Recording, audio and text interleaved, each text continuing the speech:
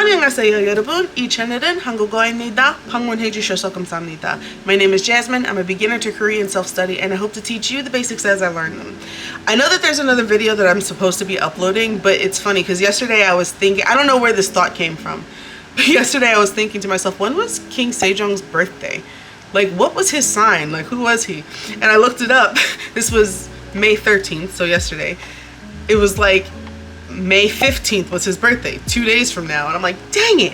So I thought it'd be a cool video to make just because I feel like a lot of English speakers who are learning Korean don't know who King Sejong is. They might know that he like created Hangul, but they don't, some people don't even know his name. Like, I didn't know his name. He was just the king that created Hangul.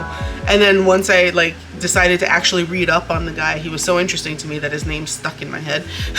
I thought it'd be interesting to learn a little bit about him. So here we are.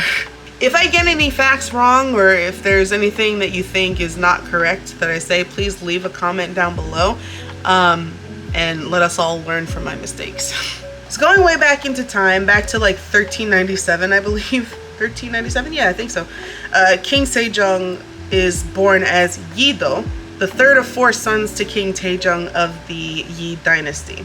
Here's a fun little fact though. I'm almost positive I read this. I don't think I made this up. The last name Yi, as in Yi dynasty, is what would later become the last name Lee, or E in Korea. I don't know why that's interesting to me. It just was. So I thought I would share it. Anyway, when Yi-do turns 12 years old, his father decides to name him the Grand Prince of Cheonyang, essentially deciding that he would be next in line for the throne.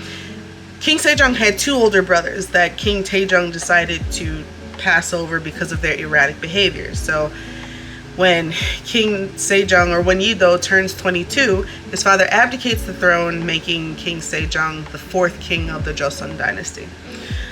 King Sejong growing up had always been like King Taejong's like favorite son because he was very quick to learn. He was very curious. He was, I guess, a prodigy, but like I guess his father could see at an early age that he was going to be a scholar, which he ended up being. King Sejong really loved like science and technology and stuff like that. So when he became king, he made his father the leader of like the military's like planning unit for the first 4 years of King Sejong's reign. And King Sejong himself was like, he really excelled at like planning and strategy and stuff like that, and so he worked really hard to better the technology and strategy and stuff for the military, for the Joseon military. He sponsored the creation of new and improved like cannons and mortars and what would best be described as like RPGs.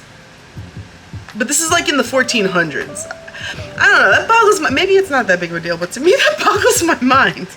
Like, some of the reasons why I think King Sejong was such an interesting figure in history and why he was such a cool royal to read about was that he seemed really progressive for a royal, especially at that time.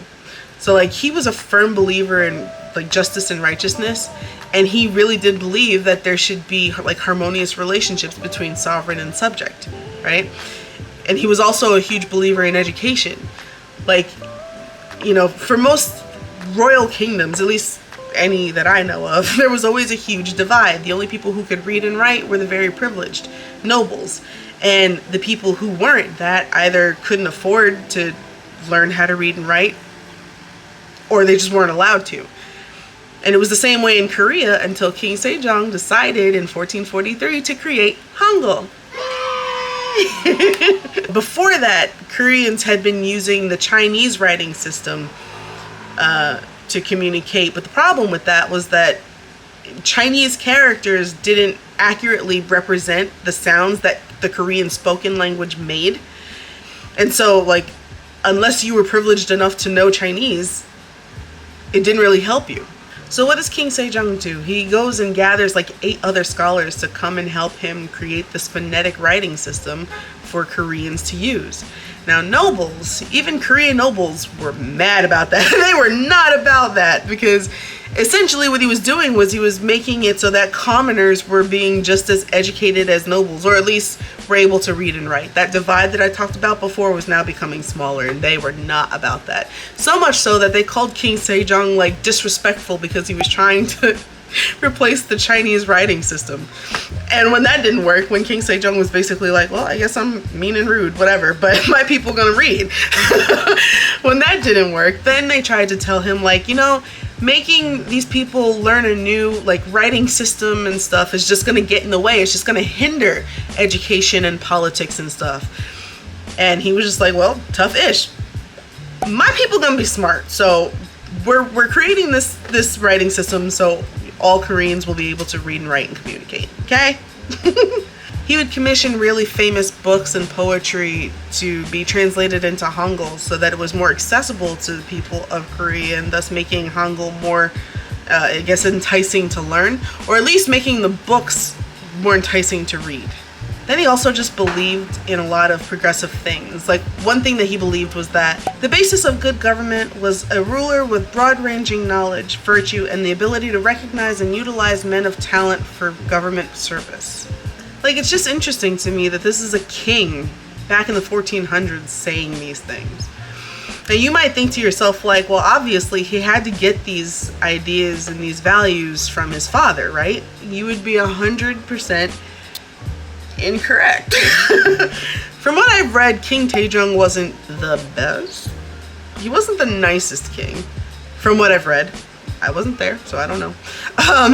But part of the reason why it's suspected that part of the reason why King Sejong, or Yido, was his favorite was because he was a really smart kid and he was able to plan, and he had interest in weaponry and technology and stuff. So his brain later on would benefit the country, or at least the military, right? Actually, it's also suspected that his first two sons behaved so erratically so that they would be passed up for the throne because they didn't want it.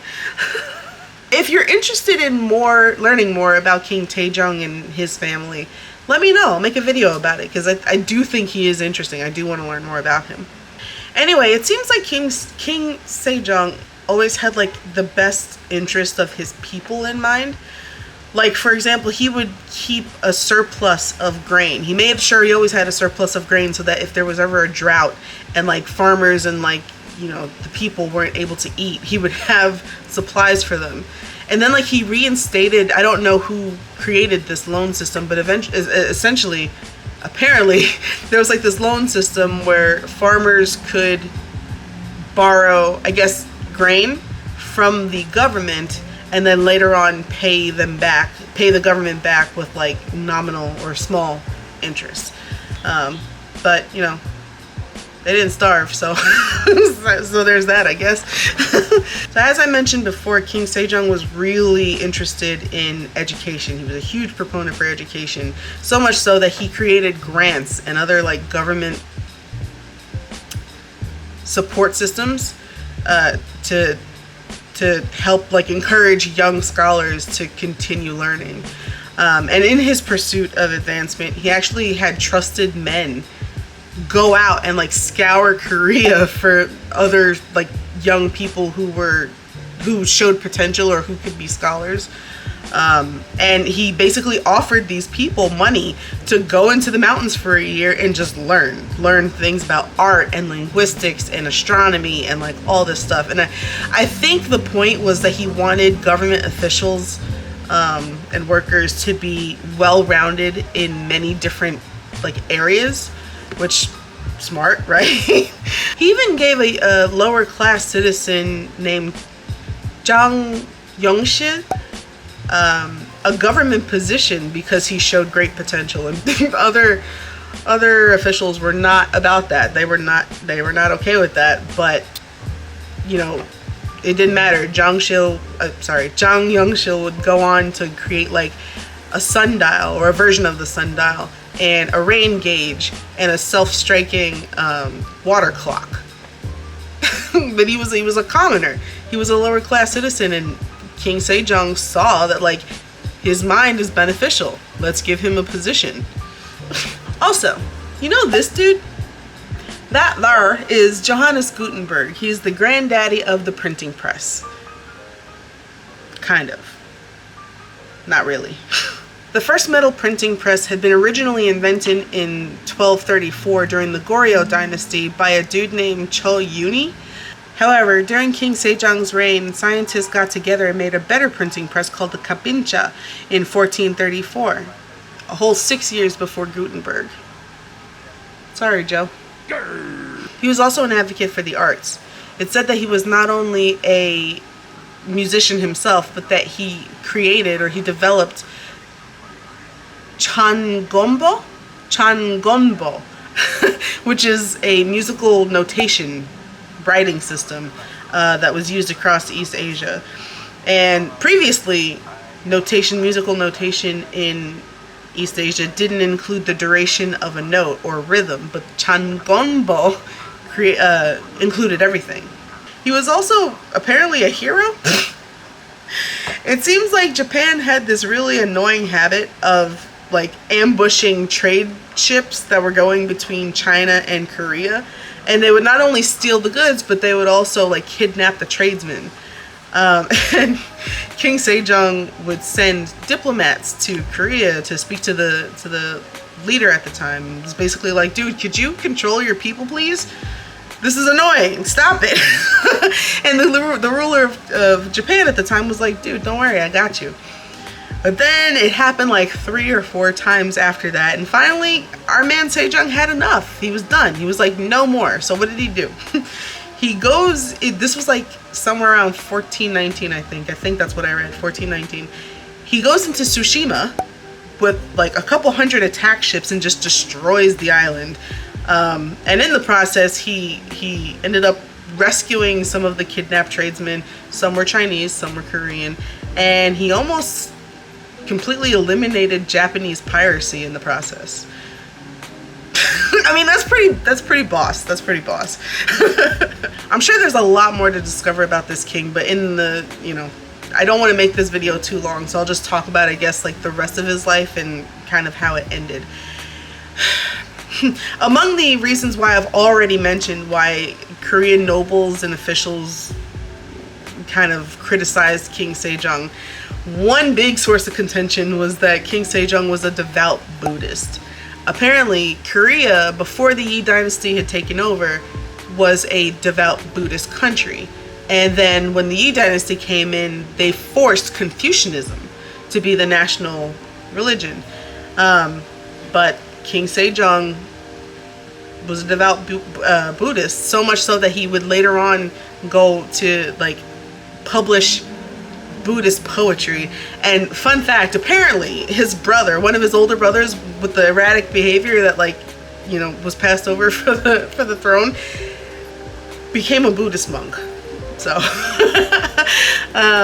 he got a lot of criticism about that. But besides that, later on in his life, his health really started to diminish. And when he was 50, he goes back to Seoul, I believe, and is living with one of his 18 sons. He goes back to live with one of his 18 sons who took care of him because he started going blind.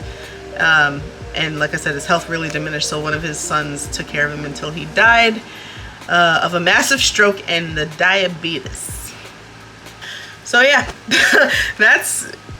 it's kind of crazy to think that before I started reading up about King Sejong, I couldn't even remember this man's name. He was just the king that created Hangul. He's just really interesting, and I can't help but wonder to myself, like, in a world where, let's do that, in a world where King Sejong and Nikola Tesla, I can't keep that up, King Sejong and Nikola Tesla are immortal and get together and they work together. Like, what would the world look like? That's an interesting thought. I don't know. Anyway, if you've made it this far in the video, thank you so much for watching. Please like the video if you liked it. Please subscribe for more. Please share it with anyone you think might find it interesting. Feel free to follow me on Instagram, and I will see you in the next video. 안녕히 가세요 and happy studying.